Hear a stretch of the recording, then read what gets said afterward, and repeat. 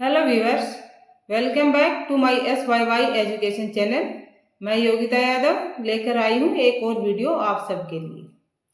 तो आज का हमारा टॉपिक है how to become intelligent in studies. इससे पहले कि मैं अपने टॉपिक पर आगे बढ़ूँ, आप सभी मेरे चैनल को सब्सक्राइब कर लें ताकि कोई भी वीडियो आप मिस न करें। How to become intelligent in studies यानी कि पढ़ाई में होशियार कैसे बने। इसके लिए सबसे पहला पॉइंट है बिलीव इन सेल्फ, अपने आप पर भरोसा रखें। जब तक खुद में आत्मविश्वास नहीं होगा, अपने आप में भरोसा नहीं होगा, कोई भी काम आप ढंग से नहीं कर पाएंगे। तो सबसे पहला बिलीव इन योर सेल्फ। अब दूसरा, make your own study plan. अब पूरे भरोसे के साथ अपनी खुद की पढ़ने की योजना बनाइए, पूरे सेशन की, पूरे साल की, या जब तक आपके एग्जाम का टाइम अब बचा हुआ वहाँ तक की अपनी योजना बनाइए कि कितना आपका सिलेबस है वो सारा आप जानिए, कितने दिन एग्जाम के रह गए हैं। अब आपके जो नंबर ऑफ चैप्टर्स हैं, जो सिलेबस है, उसको अपने डेज के हिसाब से डिवाइड कर लीजिए कि एक दिन में आपको कितना काम करना पड़ेगा। इस तरह से आप एक अपनी बहुत अच्छी सी पढ़ने की योजना बनाइए। पॉइंट नंबर 3, आप अपना खुद का टाइम टेबल बनाइए। रूटीन की जितनी भी आपकी एक्टिविटीज हैं दिन की, उन सबको 24 आवर्स में से माइनस कर दीजिए उस टाइम को, और बचे हुए टाइम को आप अपनी स्टडी में लगाइए। और अब उस टाइम में कितने सब्जेक्ट हैं, कैसे पढ़ने हैं, किस सब्जेक्ट को कितना टाइम देना है, ये सब ध्यान में रखते हुए खुद का अपना एक टाइम टेबल बनाइए और उस टाइम टेबल को सीरियसली फॉलो कीजिए, बिल्कुल भी लापरवाही नहीं। पॉइंट नंबर 3, अपने लिए एक स्टडी स्किल डेवलप कीजिए कि आपको किस प्रकार से पढ़ना अच्छा लगता है, किस पोजीशन में आप आरामदायक महसूस करते हैं। चेयर या टेबल पर आप अच्छे से पढ़ेंगे या जमीन पे मैट पे पढ़कर आप अच्छे से पढ़ना अच्छा लगता है आपको, वहाँ आप ज़्यादा एफिशिएंसी के साथ पढ़ पाते हैं, ज़्यादा एनर्जेटिक रहते हैं, या फिर आप अपने रूम में बेड पर ही पढ़ना पसंद करते हैं। इस बात को आप अपने हिसाब से खुद ही जानते हैं, कोई दूसरा आपको नहीं बताएगा।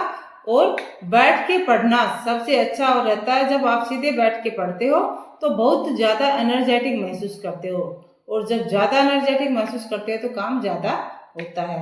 तो अपनी एक स्टडी स्किल आप डेवलप कीजिए। नेक्स्ट है कि बुक्स को आप डीपली पढ़िए, डीप स्टडी कीजिए। टेक्स्ट बुक को स्टडी करना मस्ट है, तो आप अपनी टेक्स्ट बुक्स पढ़ें, विशेषकर NCERT की बुक्स को आप पढ़ें।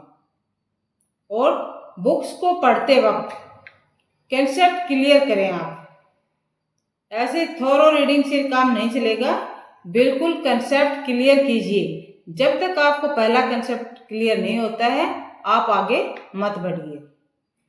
और कंसेप्ट को क्वेश्चंस में कैसे अप्लाई करना है, किस क्वेश्चन में कौन सा कंसेप्ट लगेगा, ये सब क्लियर कीजिए, इन सब को जानिए। नेक्स्ट पॉइंट है अपने खुद के नोट्स बनाइए।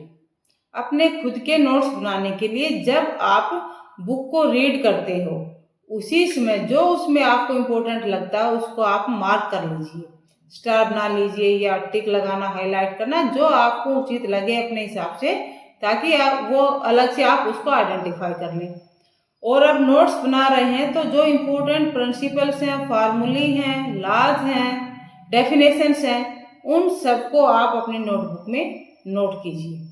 नेक्स्ट है आपकी टेक्स्ट बुक में जितने भी क्वेश्चंस दिए गए हैं, एक्सरसाइज के क्वेश्चंस और चैप्टर के अंदर जो क्वेश्चंस फिल इन ब्लैंक्स वगैरह जो दिए गए होते हैं, उन सबको क्लियर कीजिए, सबको लर्न कीजिए, सबको सोल्व कीजिए आप।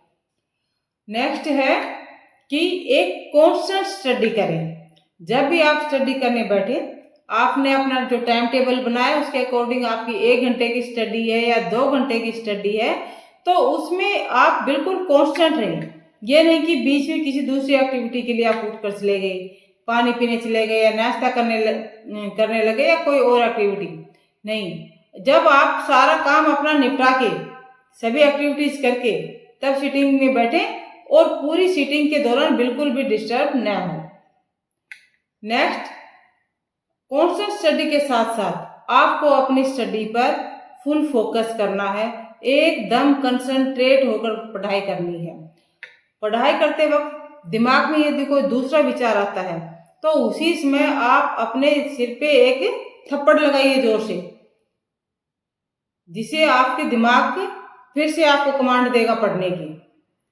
ऐसी प्रैक्टिस यदि आप करते रहते हैं, पढ़ते वक्त आपके दिमाग में कोई विचार आया और आपने ऐसे अपने आप को थप्पड़ लगाया, तो देखना धीरे धीरे ये जो वाहियात के विचार आपके दिमाग में आते रहते हैं पढ़ते वक्त, ये सब निकल जाएंगे और आपका ध्यान केवल अपनी स्टडी पे रहेगा। इस प्रयोग को आप जरूर अप्लाई करें। जिनका ध्यान भटकता है वो अवश्य अप्लाई करें इसको अपनी स्टडी अपने ऊपर, और फिर देखना कैसे आप फोकस कर पाते हैं।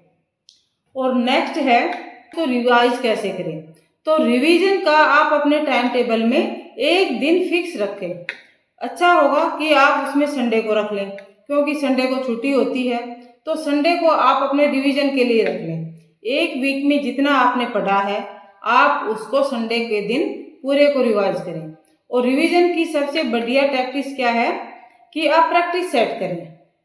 जो चैप्टर आपने एक वीक में कर लिए, उन चैप्टर्स के प्रैक्टिस सेट्स करें। प्रैक्टिस सेट्स की बुक भी आती है और प्रैक्टिस सेट्स को आप गूगल से डाउनलोड भी कर सकते हो।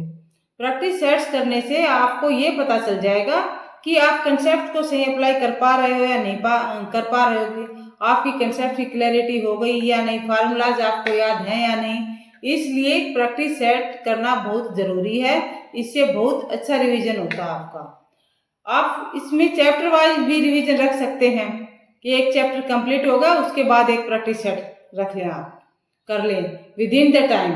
एक जो टाइम लिमिट है आपकी कि इतने मिनट का पेपर है, ये 20 मिनट का है, आधे घंटे का, 1 घंटे का, आप उसी दौरान उस प्रैक्टिस सेट को करें। इससे आपकी स्पीड लिमिट भी एक बनी रहेगी। और नेक्स्ट है सबसे जो इम्पोर्टेंट है, बहुत ही महत्वपूर्ण है आपके लिए, वो है कि आप अपना मेंटर अवश्य चूज करें, या तो अपने फादर को या अपनी मदर को, जो मोस्टली टाइम आपके साथ रहते हैं। मोस्टली टाइम फादर या मदर ही रहते हैं साथ में, जो आपकी सभी एक्टिविटीज को मैनेज करते हैं, आपके टाइम टेबल को भी, आपकी जो दूसरी दिन भर की आवश्यकताएं होती हैं, खाना है, कपड़ा है, कमरे की साफ सफाई है, और आपकी जो बुक्स वगैरह हैं उन सब का भी ध्यान रखते हैं, आपको टाइम पे उठाते हैं और टाइम टेबल को फॉलो करने के लिए आपको मोटिवेट करते हैं। उनको आप अपना मेंटर बनाइए। नेक्स्ट है सेल्फ मोटिवेटेड रहिए।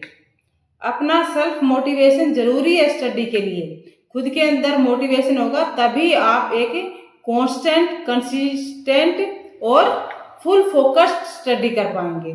इसलिए सेल्फ मोटिवेटेड रहिए। और सेल्फ मोटिवेशन के लिए क्या है कि आपका जो गोल है कि आपको क्या बनना है, किसके लिए आप पढ़ रहे हैं, उसको एकदम क्लियर रखिए। आप उसको एकदम स्पष्ट रखिए कि आपको क्या बनना है और उसे अपने दिमाग में रखिए। और अब स्टडी के बाद जो बीच में वैकेंट पीरियड्स आता है, आपका खाली पीरियड जो आपने रखा है, जो ब्रेक्स रखे हैं अपनी हॉबीज के लिए, उसमें अच्छा हो कि आप एक स्पोर्ट्स रख लें।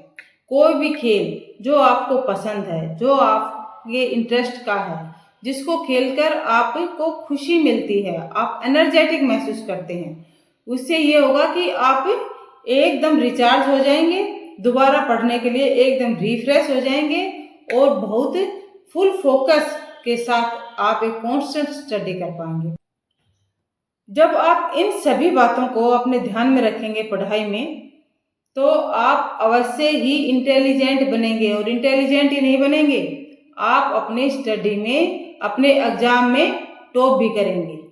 इसलिए अपने ऊपर इन सभी टिप्स को अप्लाई कीजिए, इंटेलिजेंट बनिए और टॉपर बनिए।